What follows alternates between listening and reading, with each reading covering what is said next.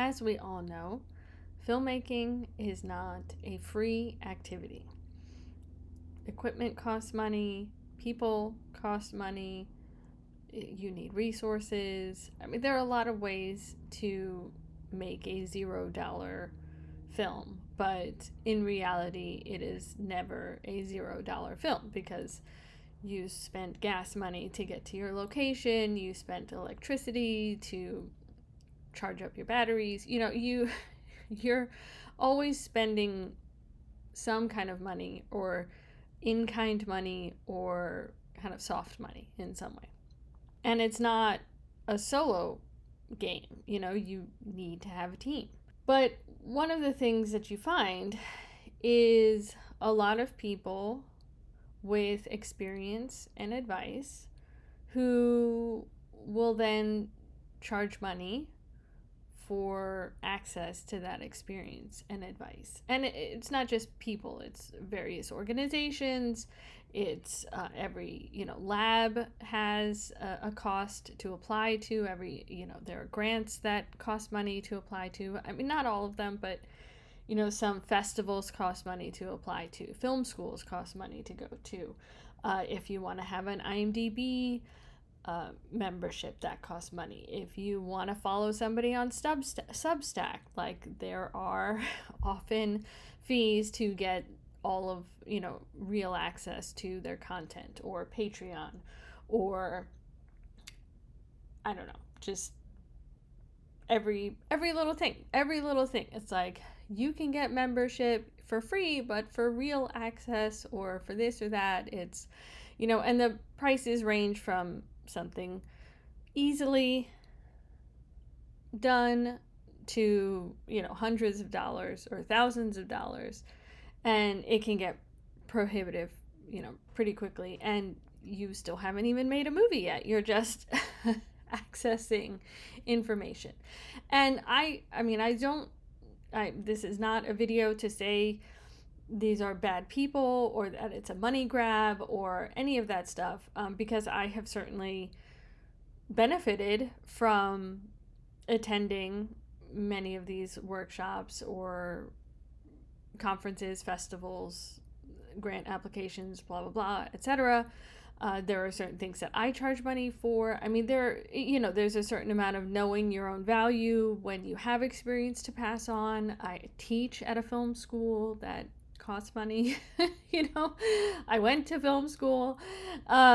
So, it's just a reality. But, sometimes, I belong to a lot of lists and a lot of organizations, and, you start kind of going through the feed, or you start looking at the tally up of all that stuff, and you're just kind of like, man, this is a lot of money.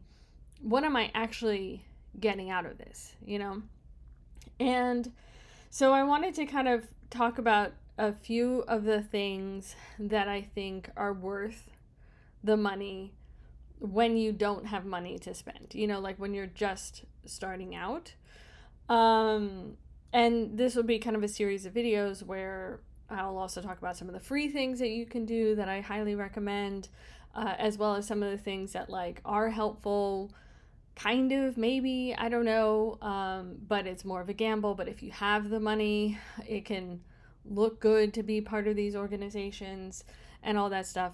So let's start with some of the things that I think do have value.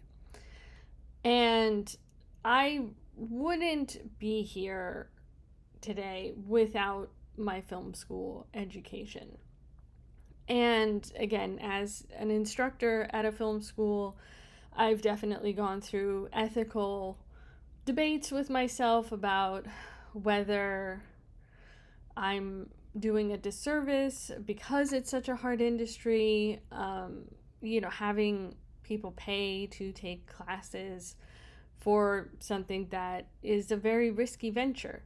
But those are all, personal decisions. Everybody has to follow their own kind of guidance and what they can afford and things like that. But I do think that film school, or if you're an actor, acting classes, or, things, even if it's not film school for a degree, but some kind of certificate program or something that gets you the hands-on experience that is guided by somebody who has experience is very helpful. It's very helpful. It was very helpful for me. I had a hard time. I spent 2 years in the industry before I went to film school, and I had a hard time just kind of learning on the fly. I just wanted to have a better understanding of everything before being in those situations. And film school offers you a safe place to fail, to experiment, to try things out without your job being on the line. So it's a safe place to fail. It's a great place to meet your peers and to develop a tribe of people that you want to collaborate with over and over again, because that's some of the best things that I've seen come out of film school. And even just in general, the people who kind of come together and start working together and pooling their resources is so great. And then you have access, real access to the instructors and their experience. You can ask questions. You have that time with them. It's not this kind of one-off Zoom session or something where you have to kind of like think about what you might ask this person and you really can't follow up with that person later on. You really have that time and access to develop a relationship, and that might turn into a professional relationship where you might actually work together.